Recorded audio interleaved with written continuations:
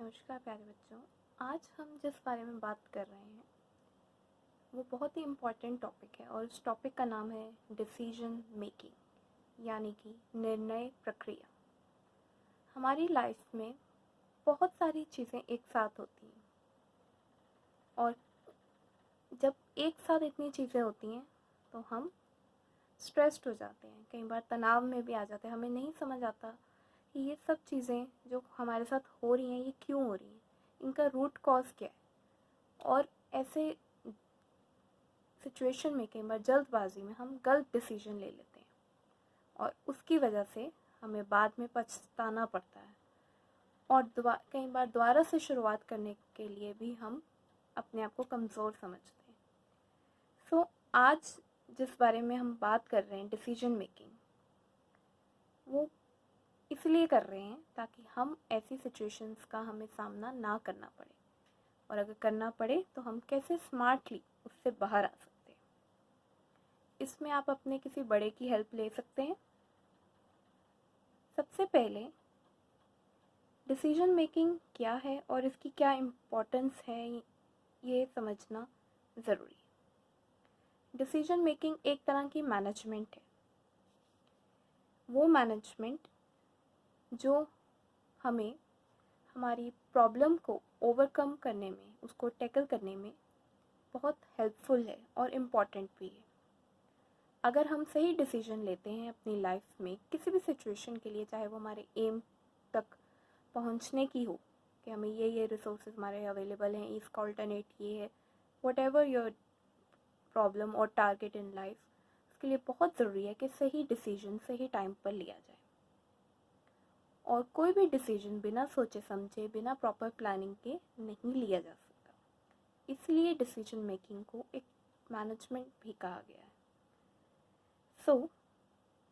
अगर हम डिसीजन सोच समझ कर लेंगे तो ज़िंदगी में कहीं भी ठोकर नहीं खाते, कहीं भी रुकते नहीं। कहने को डिसीजन मेकिंग बहुत आसान है, लेकिन जब हम इसे करने बैठते हैं तब इसकी गहराई का और हमारी लाइफ में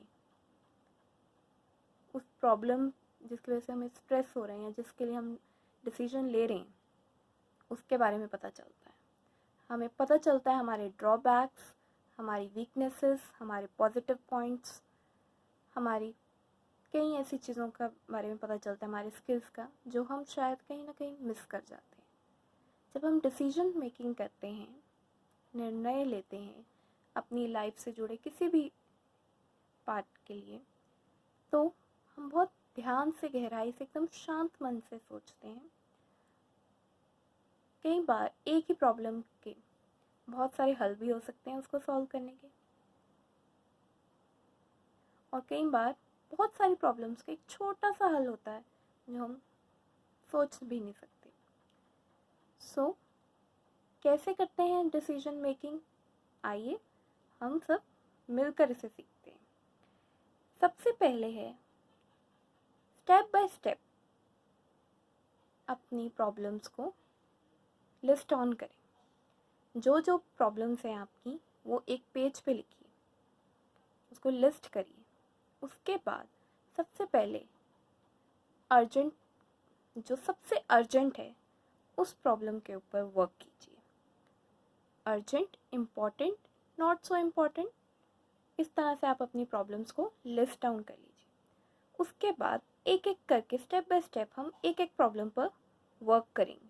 सबसे पहले जो आपकी सबसे मोस्ट इम्पॉर्टेंट प्रॉब्लम, जिसकी वजह से सबसे ज़्यादा आप स्ट्रेस्ड हो, उसको पहचानो।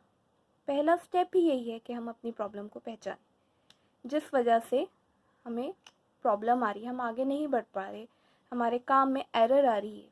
वो ऐसी क्या प्रॉब्लम है जिसकी वजह से हम आगे बढ़ नहीं पा रहे, उसे समझना, उस प्रॉब्लम को आइडेंटिफाई करना है, उसको सर्कल आउट करना है कि ये वो प्रॉब्लम है, यही वो वजह है जिसकी वजह से हम आगे नहीं बढ़ पाए।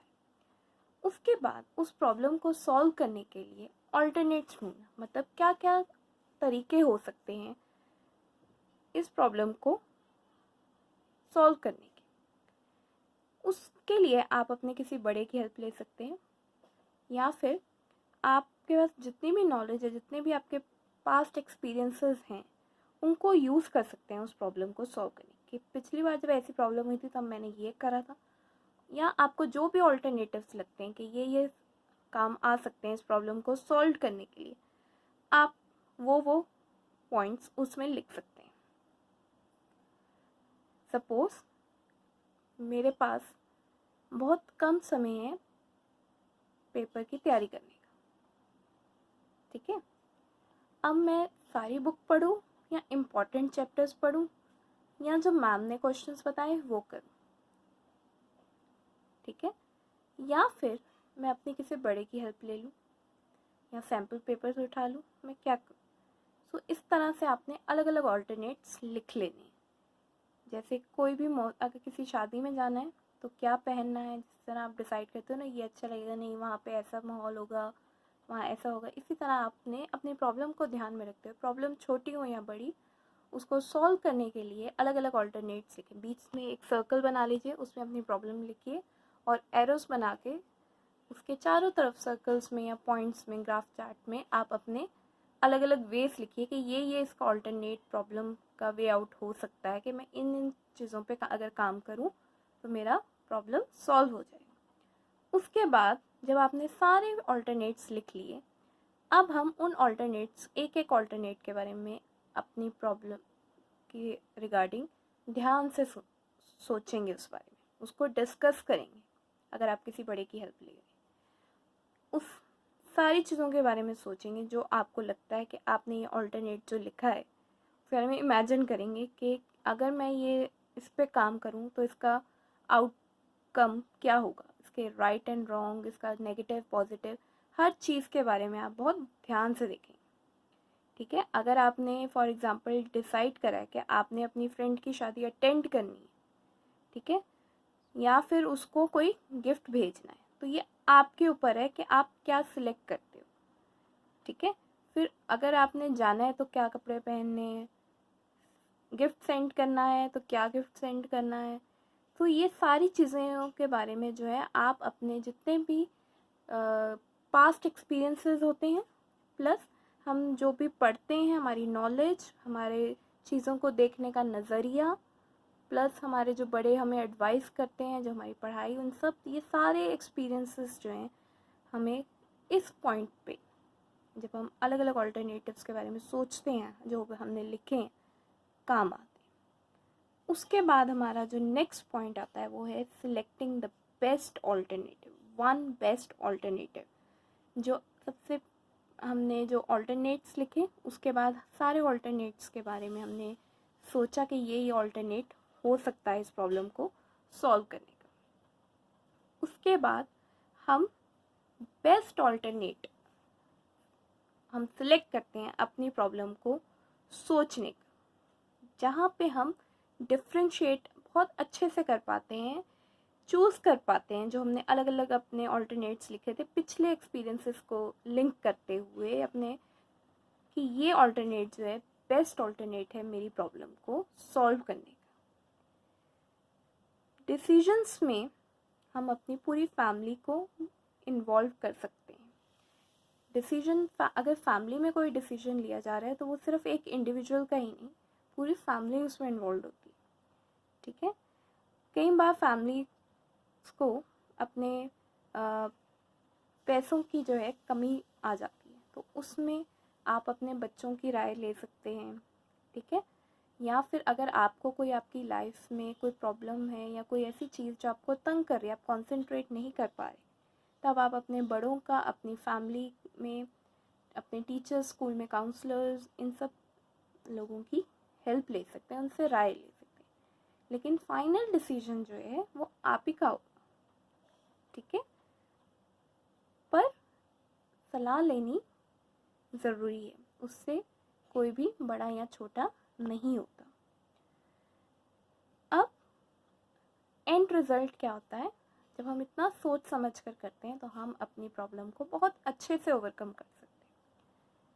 हो सकता है कि जो हमने बेस्ट ऑल्टरनेटिव सिलेक्ट करा हुआ होगा, लास्ट वन जिस पे हमने काम करा, कि उसका एंड रिज़ल्ट अच्छा नहीं आया, उसका फीडबैक अच्छा नहीं आया, तो वहाँ पे घबराने की कोई बात नहीं। फेलियर जो है वो फर्स्ट स्टेप है हमारा सक्सेस की तरफ, हमारे टारगेट की तरफ बढ़ने। तो हम दोबारा से शुरू कर सकते हैं, लेकिन फिर उसी वे में स्टेप बाय स्टेप चलेंगे। सो नंबर 1 हमने डिसीजन मेकिंग में कौन सा स्टेप करा? Recognition of the problem. हमारी प्रॉब्लम क्या है, ठीक है। उसके बाद हमने उस प्रॉब्लम को सेंटर में रखते हुए अलग अलग वे आउट सोचे कि ये वे आउट्स हो सकते हैं हमारी प्रॉब्लम को सॉल्व करने के लिए। उसके बाद हमने सोचा, क्या सोचा?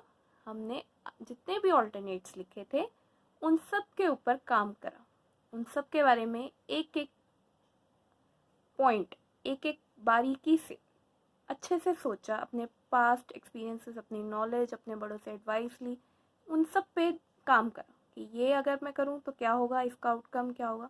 और लास्ट में हमने बेस्ट आउट ऑफ बेस्ट जो है एक ऑल्टरनेटिव सिलेक्ट करा अपनी प्रॉब्लम को सॉल्व करने के लिए। सो फ्रेंड्स, इस तरह से हम अपनी प्रॉब्लम्स को अगर सॉल्व करेंगे तो कभी भी मार नहीं खाते। हर चीज़ जो है जल्दबाजी में नहीं करनी चाहिए, चाहे कैसी भी सिचुएशन।